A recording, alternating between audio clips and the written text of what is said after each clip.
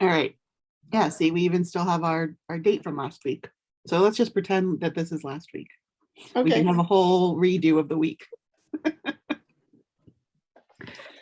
So our question is, how are Muslims connected to the scriptures of Jews and Christians?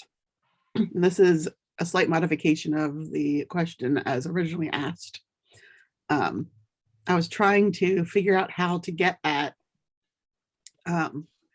the scriptural connection, because I'll talk a little bit about historical connections, but it's so complicated and convoluted that I didn't think that we could cover all of that in an hour. I doubt we'll even be able to cover the scriptures in an hour.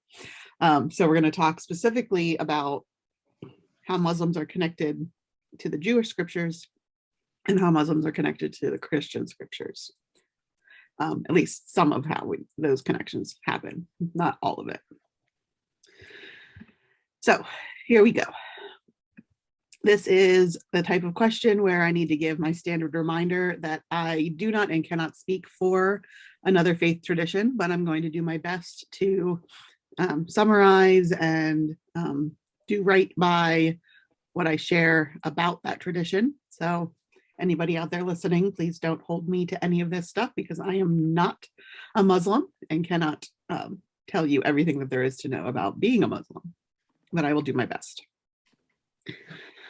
So I want to start today with talking about a very important character in the Bible and in the Muslim scriptures.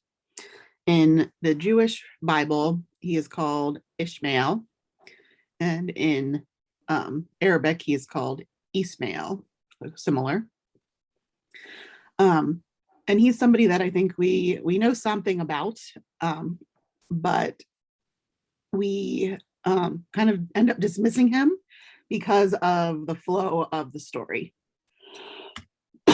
So you may remember the story of Hagar and Ishmael. God promised Abraham that he would have many descendants, that he would have a son. But that was ridiculous to him and his wife Sarah, because they were very old. And how could that be possible?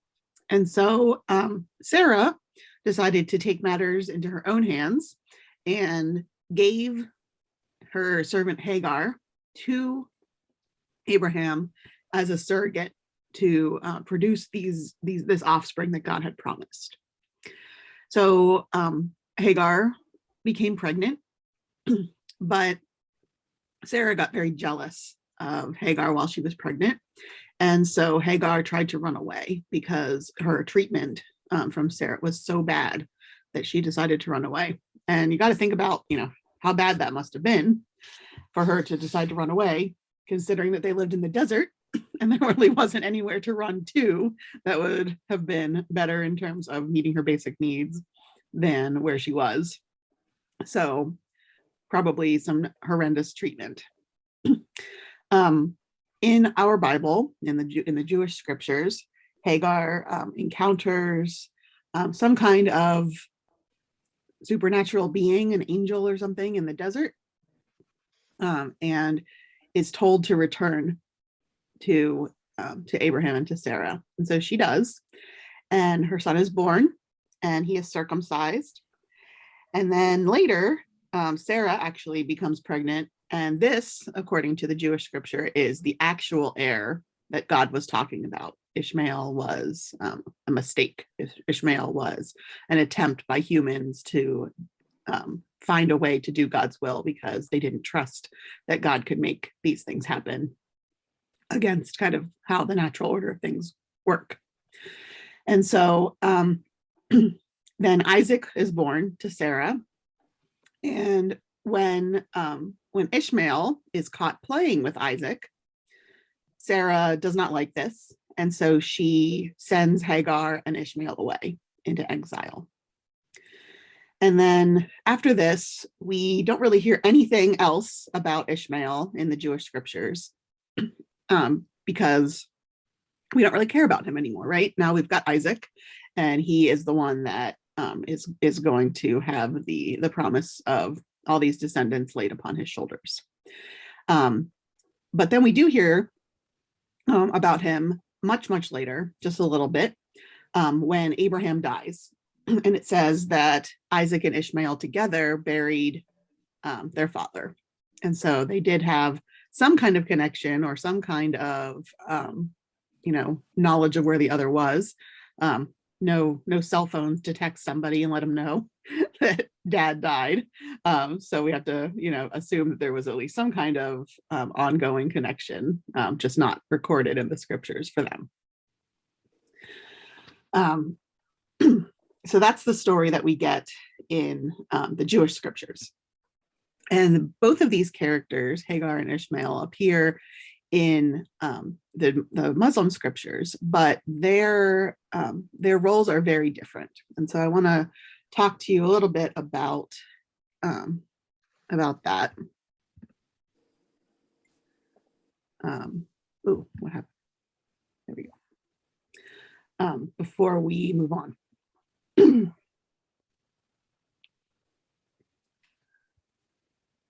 What's happening? Sorry, I'm losing my spot here. Okay, here we go. So Hagar in the Arabic language is called Hajar, and of course I've already mentioned Ismail. So they are the same kind of character, but just slightly different names. But there is a difference in the way that the relationships among the characters are understood. So in Muslim tradition, Hajar is developed in the Quran, which is the holy scriptures of Islam, and also in other traditions that kind of grew out of the Quran, grew out of the stories that were told about Muhammad, the founder of Islam. And in those traditions, Hajar is not necessarily just a slave of Sarah. Some traditions say that she was a princess, and that she was captured by the Pharaoh and given to Sarah as a gift when they were in Egypt. And there's stories about that in the Jewish scriptures as well, about when Abraham and Sarah went to Egypt. There are even stories about how she was the daughter of Pharaoh himself. And she was actually given as a wife to Abraham because Abraham, if you remember the story, lied and told the Pharaoh that Sarah was his sister in order to protect himself. And so within that tradition, it was kind of like a sister swap thing to develop that relationship and solidify that friendship, that the Pharaoh gave his daughter to Abraham as a wife, and then Abraham was supposed to give Sarah, his supposed sister, to Pharaoh as a wife. But then it turned out that was actually his wife, not his sister, and all sorts of antics proceeded from that. And so there is this attempt to kind of rehabilitate the character of Hagar, or to give her a higher station than she originally had, which makes sense because the Muslims are looking at Ishmael as kind of the important character in terms of the line of Abraham that is of interest to them. So these are some differences in the way that Hagar is understood. And now I want to read to you a story that comes from Hadith 4. And Hadith is kind of it's not in the Quran itself, but it is kind of the traditions that come out of the life of Muhammad. So Hadith would be considered to be things that Muhammad said, or things that Muhammad did, or stories that Muhammad told as true stories that kind of developed into codified ideas and traditions over the course of time. And so this particular story is not in the Quran itself, but it's kind of considered to be part of the tradition of Islam. So this is a story about, this happens after Ishmael is born, but before Isaac is born. And Abraham and Hagar or Hajar are traveling.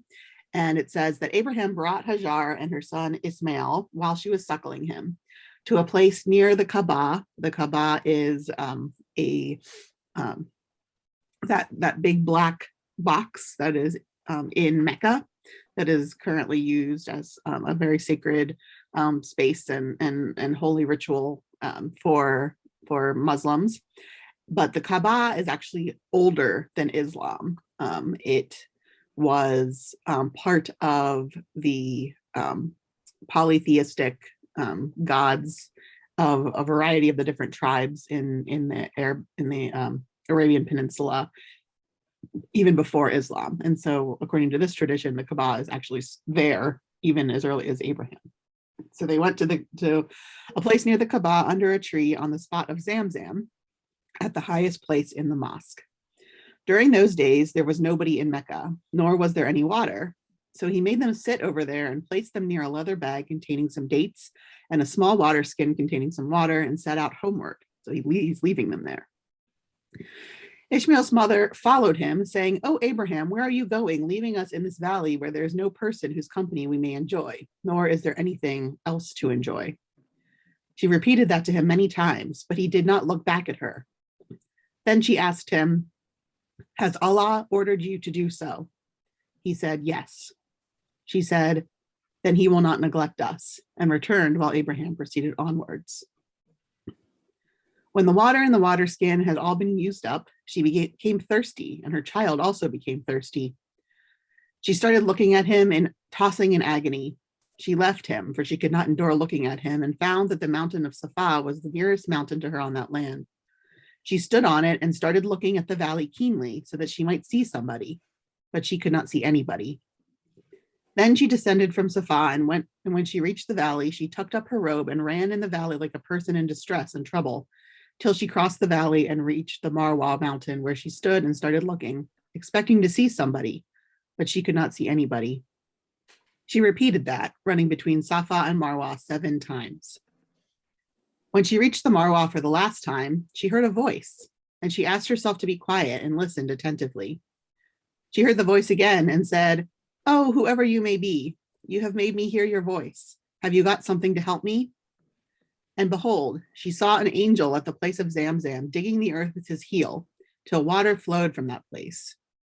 She started to make something like a basin around it, using her hand this way, and started filling her water skin with water with her hands, and the water was flowing out after she had scooped some of it. Then she drank and suckled her child. The angel said to her, "Don't be afraid of being neglected, for this is the house of Allah, which will be built by this boy and his father, and Allah never neglects his people." She lived in that way till some people from the tribe of Jurhum passed by her and her child as they were coming through the way of Kada. Ishmael's mother was pleased with the whole situation, as she used to love to enjoy the company of the people. So they settled there, and later on they sent for their families, who came and settled with them, so that some families became permanent residents there. The child, Ishmael, grew up and learned Arabic from them, and his virtues caused them to love and admire him as he grew up. And when he reached the age of puberty, they made him marry a woman from amongst them. So here is a story of how, what happened to Hagar and Ishmael, basically, after they left Sarah and Abraham. So this is a really important story, actually, for the Muslims, because part of the pilgrimage to Mecca involves kind of a reenactment of this story. The people participate in this kind of secondary ritual where they run in the same way that that Hagar ran back and forth between these two mountains. And then when they're finished running, they go to this this water source, this well, I guess, that streams, that bubbles up, and it's still there today. It's all enclosed, and you have to get in line because there are lots of people there and go down, but the water is still there. And so the reenactment of this experience by Hagar, and the reminder that of God's faithfulness, even in the face of potential death, is an important part of the ritual of for Muslims during their pilgrimage to Mecca. So that's an important story. And then there's another story that I think we'll find sort of familiar. And this is actually from the Quran itself, from Surah 37. Surahs are different sections of the Quran, similar to how we see chapters in our in our Bible today, more like the Psalms, I guess, because the Quran is not it's not a narrative in the same way that a lot of our Bible is a narrative. It's more poetic, repetitive, allegory, metaphor. So it's kind of more like the surahs are kind of like the different Psalms, I would say, and they have different kind of themes that go to them. So this is from Surah 37. This is the story of the sacrifice of Ismail, not the sacrifice of Isaac, but of Ishmael. Abraham said, I am going toward my Lord, and he will guide me. My Lord, give me one of the righteous. So we gave him good news of a clement boy. Then, when he was old enough to accompany him, he said, Oh, my son, I see in a dream that I am sacrificing you. See what you think. He said, Oh, my father, do as you are commanded. You will find me, Allah willing, one of the steadfast. Then, when they had submitted and he put his forehead down, we called out to him, O Abraham, you have fulfilled the vision. Thus we reward the doers of good. This was certainly an evident test, and we redeemed him with a great sacrifice, and we left with him for later generations. Peace be upon Abraham. Thus we reward the doers of good. So interesting that the same kind of story is present in both scriptures, but instead of it being about Isaac, it's about Ishmael, who is the one who is understood within the Islamic faith to be the appropriate genealogical line of Abraham to follow into the real understanding of who God is and who we ought to be.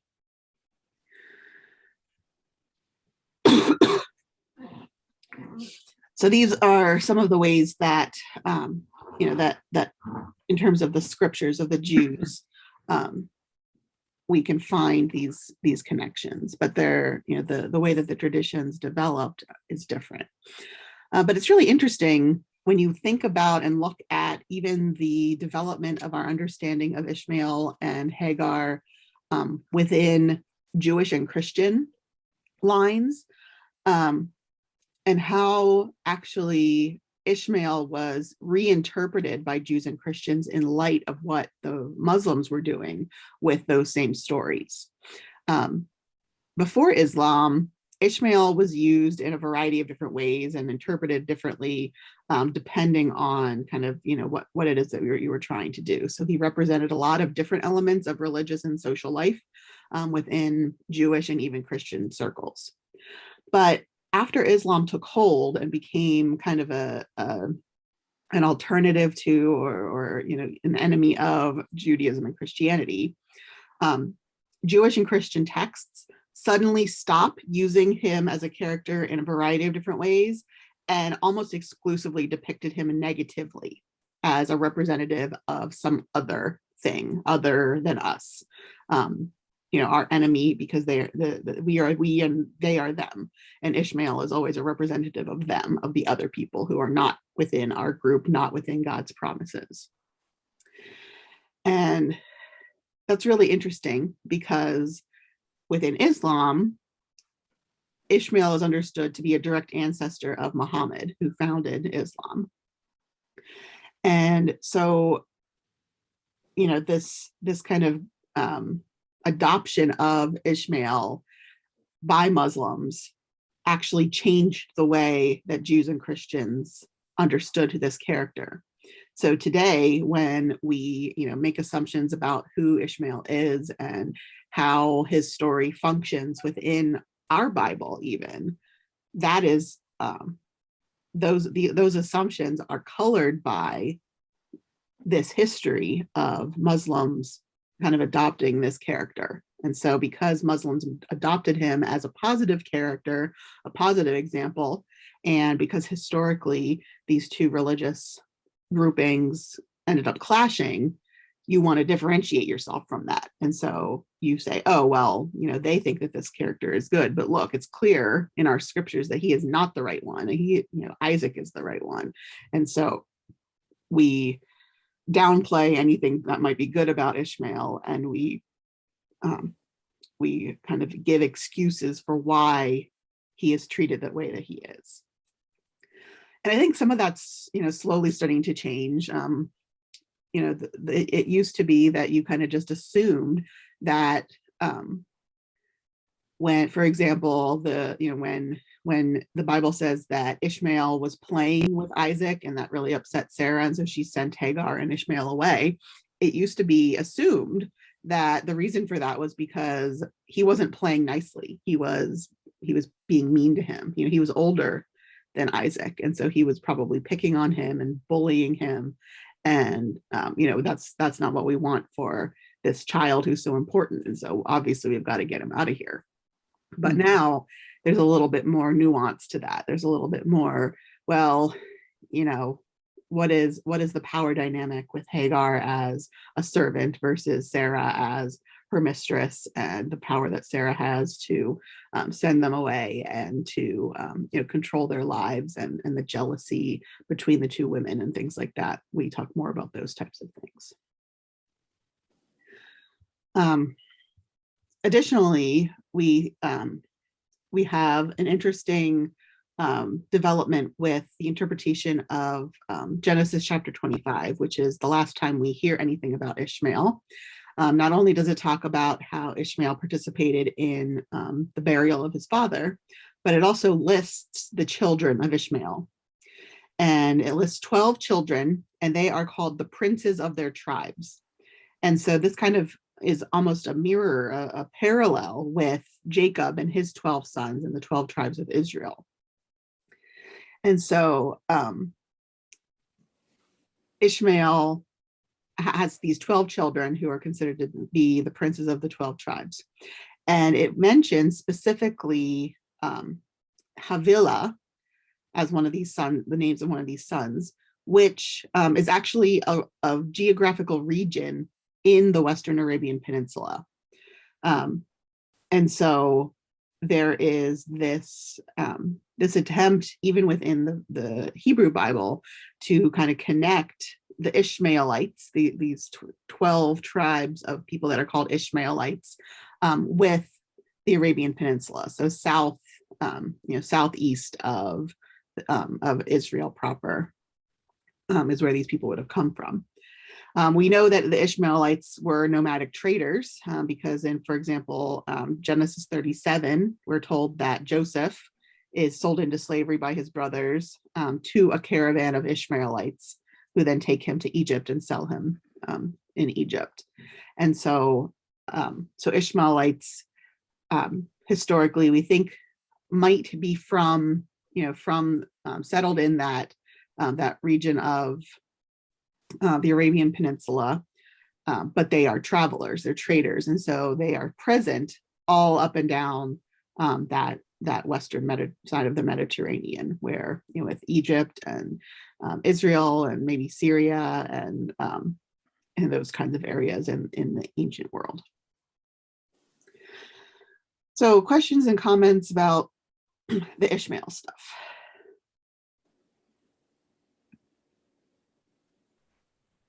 None, just very confusing.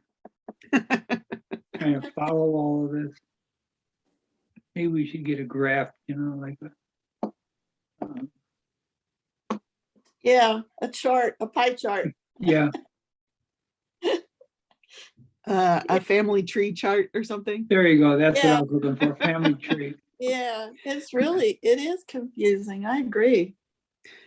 Yeah, so it's it kind of requires that we think about, what does our Bible say about this guy, but then what does the what do the Muslims say about this guy, and how do we wrestle with this and figure out where all of this is coming from. So I want to do another one of these with another character, and I think you'll find this one a little bit easier to follow. I want to now move to the Christian scriptures and talk about a guy named Jesus, who you might be a little bit familiar with. So he comes from, in Islam, he is called Isa. So but he is mentioned in the Quran. Jesus is actually one of the most mentioned people, one of the most mentioned characters. Oh, man, I'm having all kinds of computer problems today. All right. He's one of the most mentioned people in the Quran by name, title, or content reference.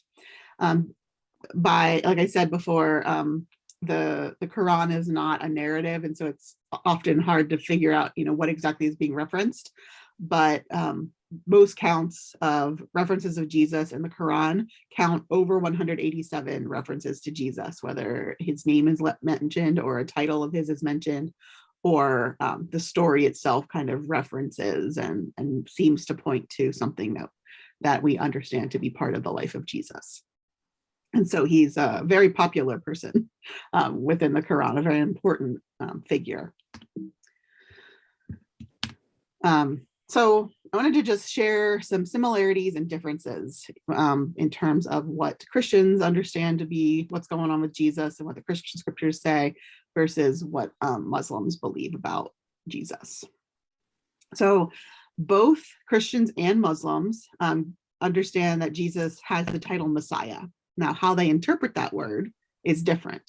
But if we remember back to some of our classes about, for example, when we talked about Daniel and King Cyrus as a Messiah is an anointed one, someone who has been chosen by God to do a particular task.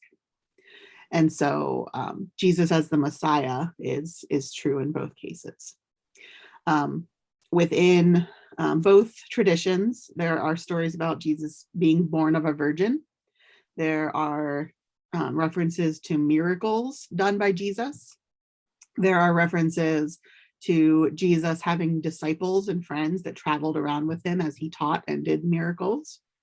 And there are stories and comments that show that Jesus was rejected by the Jewish leaders, from the people that should have accepted him. So there's still that kind of same, if you put it nicely, misunderstanding of Judaism, or if you put it a little more harshly, supersessionism, attempt to override the Jewish claim to God in favor of your tradition, whether it's Christian or Muslim. But of course, there are many differences between how Christians understand Jesus and how Muslims understand. Within Islam, Jesus did not die on the cross. In their telling of the story of the Passion, Jesus was saved by God, whether before he actually ended up on the cross or from the cross itself, but he didn't actually die. Within Islam, Jesus and his mother Mary are the only two humans who are ever born sinless, quote unquote sinless, so they never sin. For Muslims, Jesus is not divine. He is not the literal Son of God. He is not, part of a Trinity. There's no understanding of that in Islam. He's just a human, but he is a human who was sinless. And there's an understanding that Jesus will return in his second coming. So that's kind of similar. But the purpose of that will be to kill his enemies and establish a 40-year reign on earth. And so there is this millennialism, is what we call it within Christianity, the focus on the end times is present within Islam and their relationship to Jesus.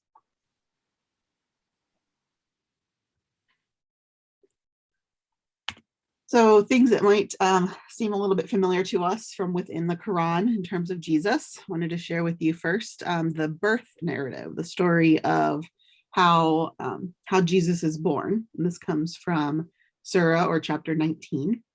It says, "And mention in the scripture Mary, when she withdrew from her people to an eastern location. She screened herself away from them, and we sent her to our spirit. We sent to her our spirit. And he appeared to her as an immaculate human. She said, I take refuge from you in the most merciful, should you be righteous. He said, I am only the messenger of your Lord to give you the gift of a pure son. She said, how can I have a son when no man has touched me and I was never unchaste? He said, thus said your Lord, it is easy for me, and we will make him a sign for humanity and a mercy from us. It is a matter already decided. So she carried him and secluded herself with him in a remote place. The labor pains came upon her by the trunk of a palm tree. She said, I wish I had died before this and been completely forgotten. Whereupon he called from her beneath her, do not worry, your Lord has placed a stream beneath you, and shake the trunk of the palm trees toward you, and it will drop ripe dates by you. So eat and drink and be consoled. And if you see any human, say, I have vowed a fast to the most gracious, so I will not speak to any human today. Then she came to her people carrying him. They said, O Mary, you have done something terrible. O sister of Aaron, your father was not an evil man, and your mother was not a whore. So she pointed to him. They said, how can we speak to an infant in a crib? He said, I am the servant of Allah. He has given me the scripture and made me a prophet, and has made me blessed wherever I may be, and has enjoined on me prayer and charity so long as I live, and kind to my mother, and he did not make me a disobedient rebel. So peace is upon me the day I was born, and the day I die, and the day I get resurrected alive. That is Jesus, son of Mary, the word of truth about which they doubt. It is not for Allah to have a child, glory be to him, to have anything done. He says to it, be, and it becomes. Allah is my Lord and your Lord, so worship him. That is a straight path. So interesting story. Mary is the mother, and there is an announcement to her that she will bear this son as a virgin. But there's a lot of other really interesting stuff going on here. The infant Jesus can speak and explain himself and explain what's going on to the people. But then we have these parts in here that are clearly attempts to undermine and differentiate from Christianity. It is not for Allah to have a child. So this is not the Son of God. This is not, what Christians say he is. However, he is clearly special. He's a baby that can speak perfect Arabic. He is, he even speaks to his mother. He is born of this virgin. And so, interesting stuff. And then I want to share one other one with you. Oh, did you have something to say, Karen? Well, just no Joseph, no male figure with her. Nope. Okay. All by yourself. And then one other story I wanted to share with you regarding Jesus is Surah 5, which is about a special meal. And when the disciples said, O Jesus, son of Mary, is your Lord able to bring down for us a feast from heaven? He said, fear Allah if you are believers. They said, we wish to eat from it so that our hearts may be reassured and know that you have told us the truth and be among those who witness it. Jesus, son of Mary, said, O Allah, our Lord, send down for us a table from heaven to be a festival for us, for the first of us and the last of us, and a sign from you, and provide for us. You are the best of providers. So this is as close as we get to kind of the communion table type of image. But it's interesting how it does have, some similarities. It doesn't have the words of institution or anything like that, but we wish to eat from this feast from God so that our hearts may be reassured and know that you have told us the truth and be among those who witness it. So the meal itself provides the reassurance, provides the experience of God that allows them to be witnesses to God in the same way that we understand our communion to be about being in the presence of God and having God present with us so that we can then go out and share with the world our experience, our tangible experiences of God. So it's kind of an interesting connection there. So anything here that you wanted to comment on?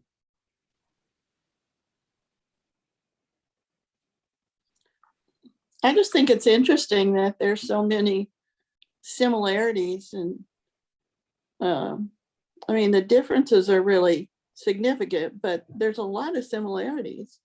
Yeah. And Any that other- they keep calling him Son of Mary. Yeah, You know, I mean, it's not Son of God, it's Son of Mary, but there is no Joseph, there is no, it's all about Mary, who is another very important figure in.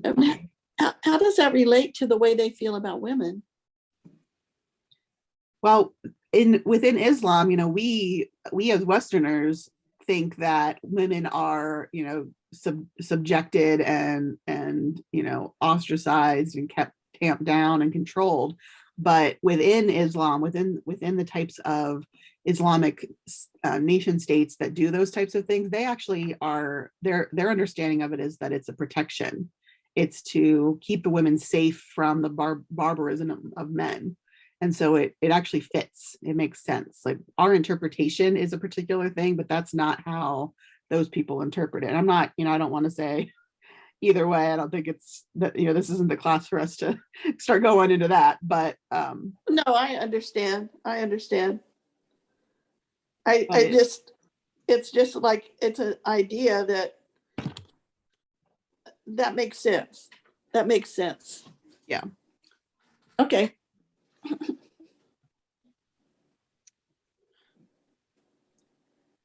Anything else? All right. So now I want to talk just a little bit about, because we're talking about how Muslims connect to the scriptures of Jews and Christians. And so I just want to spend a couple minutes at the end here talking about something that happened a little bit later than this, and how Islam actually saved our scriptures in a way. In the 8th century, we understand that period to be called kind of the Dark Ages in Europe, after the fall of the Roman Empire. The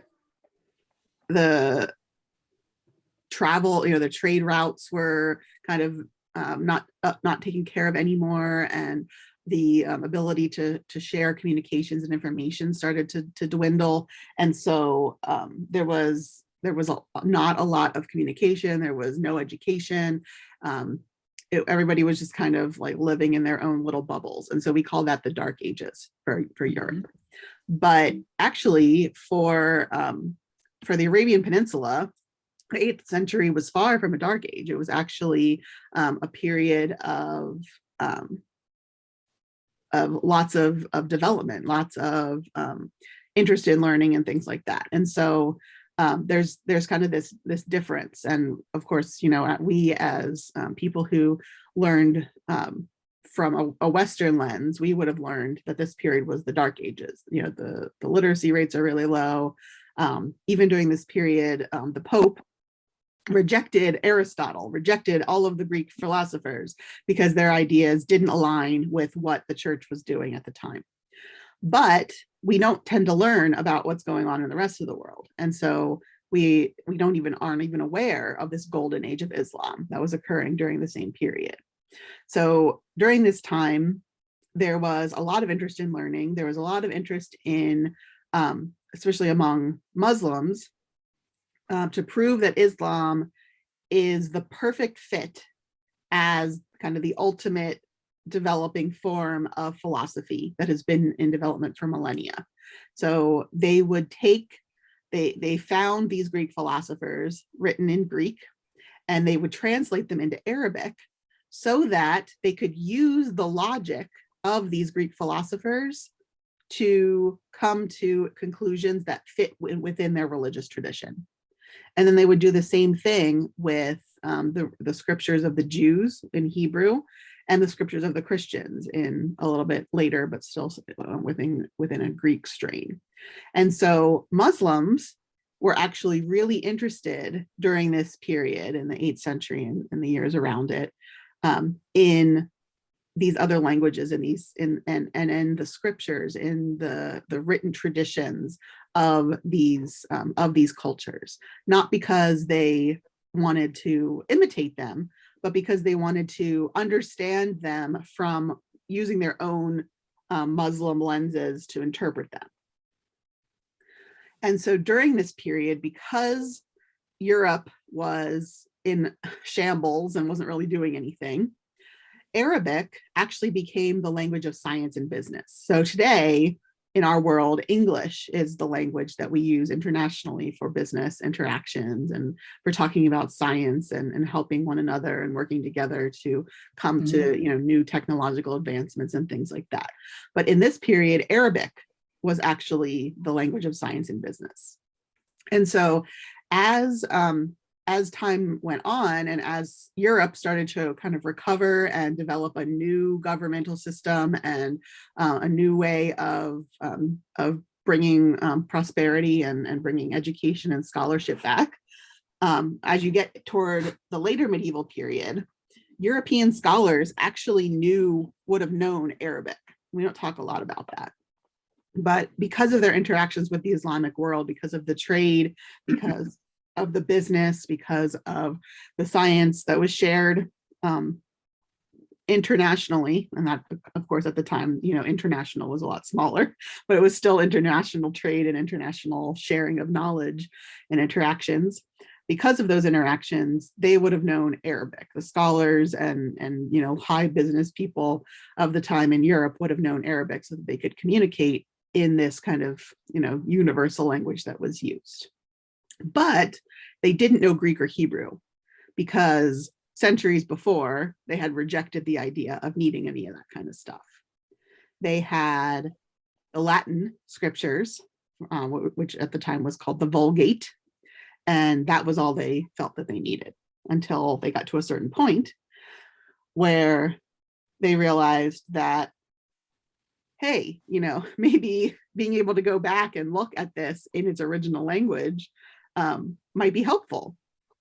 And so how do you get access to copies of that? Well, you have none because you haven't had scholarship in centuries. You don't have anybody who has been copying those manuscripts for centuries. You don't have anybody who reads this or understands this language. And so how do we figure this out? Well, we sit down with Arabic and we learn how to read Greek and Hebrew through the Arabic translations that we find. We learn Greek and Hebrew from our Muslim friends and colleagues. And so, interestingly, especially as, just as the period of time when the Crusades were about to start and, the deep animosity between the Muslim world and the Christian world was beginning, this is a revelation to a lot of people that never realized that Muslims actually saved our scriptures, saved the Christian scriptures. And that is how we have access to these things. If not for the Muslims, Christians would not have Greek. I would have been learning Latin in seminary to learn to read our original scriptures rather than Greek and Hebrew, which frankly would have been a lot easier, but not as authentic and original as we would have liked. So we have to thank the Muslims for saving, saving our Western culture, our Western philosophy, and even our scriptures themselves. So how do they feel about that now? What's that? How do they feel about that now? Muslims? Yes, for saving us. Well, there was reason for them to do these things. So thank you for the transition. Why would they have done this? They obviously weren't doing it just out of the kindness of their hearts, or to say, oh well, someday you're going to want this, in the same way that kids throwing away all their little goodies from their childhood and then you pull them out of the trash can because someday they're going to want this. That was not how it worked. They had goals of their own. And so they used these scriptures, they used these translations and understandings and interpretations because they were trying to convert people. They were trying to spread the news. They were trying to spread their faith.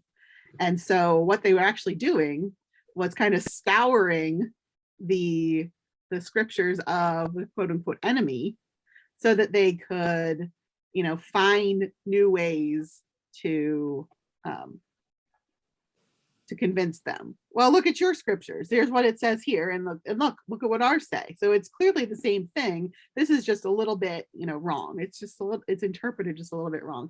And if you think about, it, like think about your Greek philosophers, think about your Aristotle, think about your Plato. If you follow their logical progression, then you get to this point that I am trying to make too. And so it makes much more sense for you to be a Muslim. So they had that. Just the idea of seeking knowledge for the sake of knowledge was important to these people at this time. And they were actually surprisingly, well, I shouldn't say surprisingly, just our assumption is that, in the dark ages in this time, everybody was just closed-minded and hated everybody. But that wasn't true. That was true of the Christians in Europe. But the Muslim world was actually very tolerant, very diverse, had a lot of Jewish populations and groups and cities, had a lot of Christians living in it, and they were unmolested and left alone to do what they needed to do.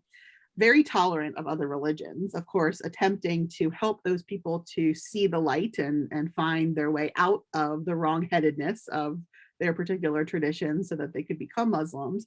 But there was no forced conversion. There was no killing of anybody because of their religion, things like that you would see in Europe. And so because of that, they inadvertently created this bridge from the Roman world to kind of later medieval and Renaissance Europe for us. But it's interesting because there is still that there's a flare of of Arabic culture, of Arabic interpretation, of Arabic of Muslim, just a little taste of that in it when it comes back to Europe. And so, what in the assumptions that we make about how you interpret Aristotle or how you interpret the Hebrew scriptures, what of that is how it's always been, and what of that is actually kind of a newer thing that we inherited from the Muslims who kind of handed our scriptures back to us, so to speak. It's interesting, and I don't think we can answer that question because we have no records of what came before, or very few records, I should say, not none, that didn't go through the hands of the Muslims. But we don't talk about that part when we take our Western philosophy classes and things like that.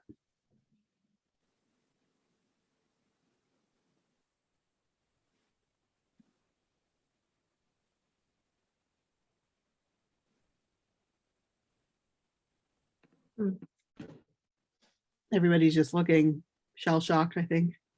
Mm. Yes. Well, it all makes sense.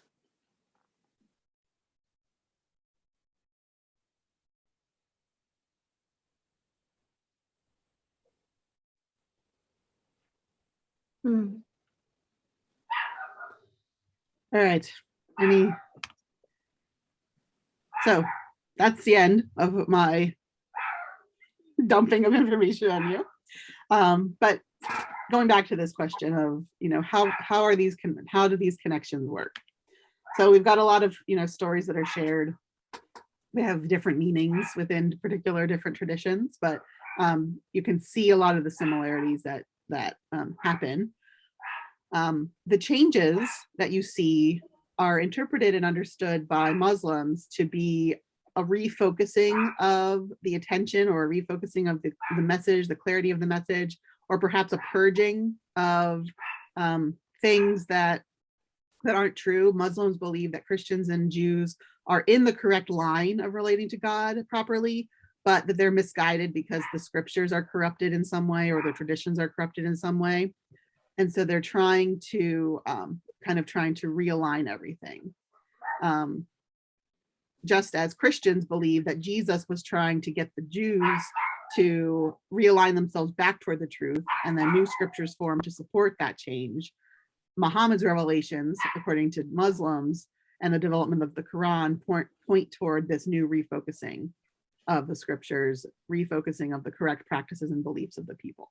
And so for Muslims, Muhammad actually kind of serves in a similar position as Jesus does for Christians, that it's you take the old way and you kind of refocus it on what you believe to be true. And then, of course, we have, the Muslims and their appreciation for learning, their appreciation for source documents that Christians and Jews for a while, not so much the Jews as much, but Christians definitely kind of had rejected the idea of source documents and of the necessity for learning these other languages and things like that. So to wrap us up, I want to share a final surah, final chapter from the Quran with you. This is from chapter 96. And this is considered to be the very first revelation. So each one of these surahs, each one of these chapters is considered to be a different revelation that Muhammad received from God. And so and this is the very first one. The tradition says that Muhammad was in a cave. He was in isolation. He was in reflection and trying to kind of discern the future. He felt very disconnected from the world and felt that his culture and his life was just really meaningless. And so he was in this cave, and the angel Gabriel appeared to him and tells him to read. And Muhammad says, "But I can't read." And here is what Gabriel tells him. He says, "Read, in the name of your Lord who created man from a mere clot of congealed blood. Read, and your Lord is more generous. He who taught the use of the pen, taught man what he never knew." So even from the beginning, this is the core. This is what Muslims believe to be the start of their religious tradition. The importance of reading, the importance of education, the importance of making scripture holy, for better and worse. There are good things about reading and codifying and treating our scriptures as holy. There are things that are troubling and difficult about that. But this is the focus for Muslims, on education, on finding the right path, on acknowledging who we are. We are nothing but clots of congealed blood, but God created us, and God created us for this purpose, to learn, to grow, to receive the gifts of God's, knowledge and education, so that we can learn and become the people that God wants us to be. So that is what I have for today. Questions, Wow. comments? It's interesting how things go back and forth over the centuries. Yes. Yeah, how our foci shift, and as one group kind of loses a particular focus, another might pick up that mantle. That last line, taught man what he never knew. Can you clarify that a little bit? So it's like I said before, it's supposed to be poetic. It's supposed to be broad. I would say just off the cuff that it's about the use of the pen, the reading and writing and education and the focus on education. But I think it's about bigger things than that too. I think it's about that gathering of the knowledge and using it to develop wisdom and push ourselves forward in terms of education and knowledge and technology and all the different elements of kind of what it means to be human, that it kind of makes those processes holy. It connects us to God through our through our efforts, through our gosh, we could talk about this all day, but through our jihad, through our struggle to become better people, to develop ourselves in these ways. Mm.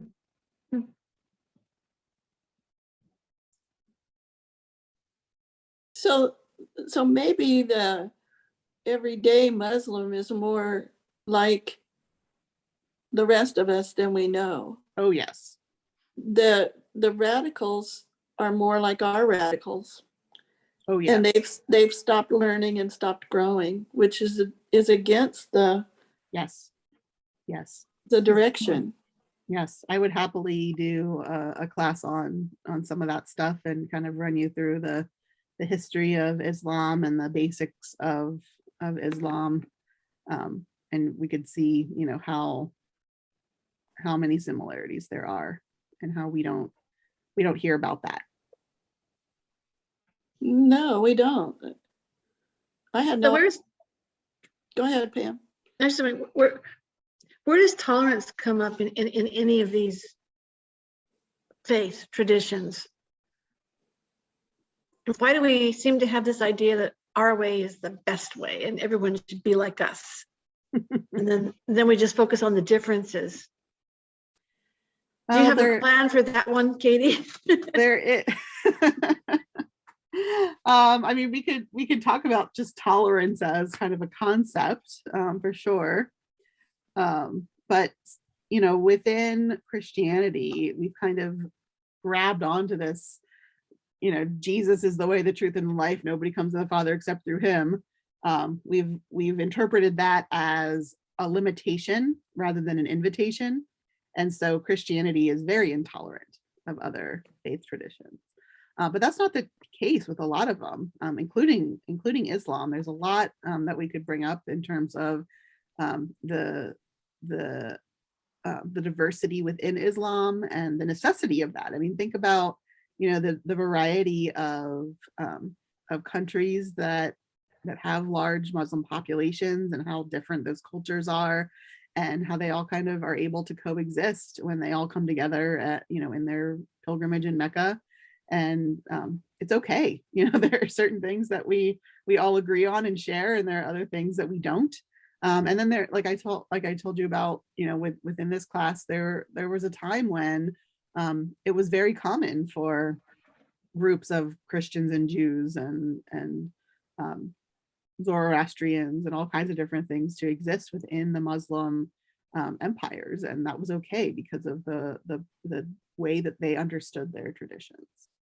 So When I talked to my Jewish friend about the things that were going on, and it was right after that shooting at that synagogue, and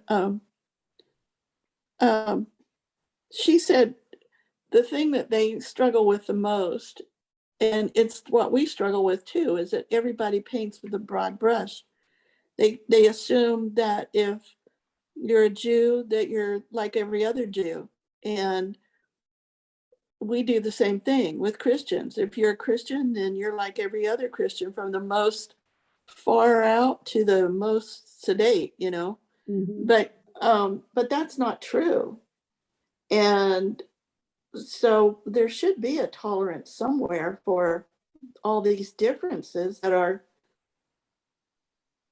I'm sure God didn't mean for us to focus on the differences. Well, I can put that on our list. Good. For that. We'll keep this list going, Katie. I hope you're Yeah. feeling better still.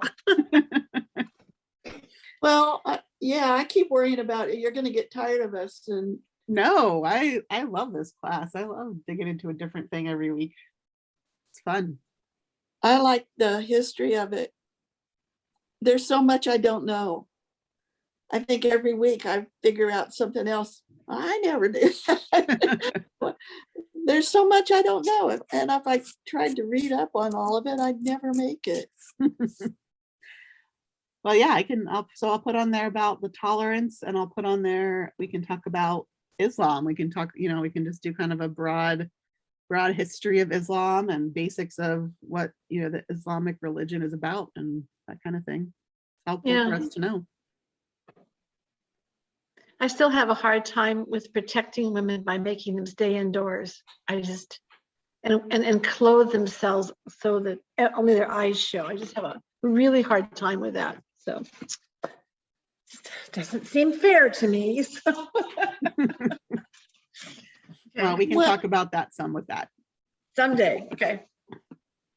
Well, doesn't all of this boil down to faith and believing in faith? I mean, it's obvious that the Jewish language was not very clear and precise, saying that this just means this, and the way you're interpreting it, it is wrong. So, Yeah. I mean, there's a number of religions out there besides Muslim, Methodist, Protestant, Baptist. It's all their interpretation of the word, right? Mm-hmm. So it is what it is. And I'll end with that. Yeah, it's the subtleties of language and the context and all of that that creates all these problems, these misunderstandings and interpretations. But I don't know how else to communicate it. All right. Interesting stuff. So next week, we're going to talk about what does it mean to be spiritual but not religious? Oh, good. Hey, Good. Good. Whatever good. that means. All right. Well, thanks, everybody. Hopefully I Thank will you. continue to improve and get my brain back fully, but we did all right for this week. thanks, Yes, Katie. we did. Thank you. All right. Bye-bye. Thanks, everybody. Take care. You're welcome. Thank you. Have Bye-bye. a good week. Bye.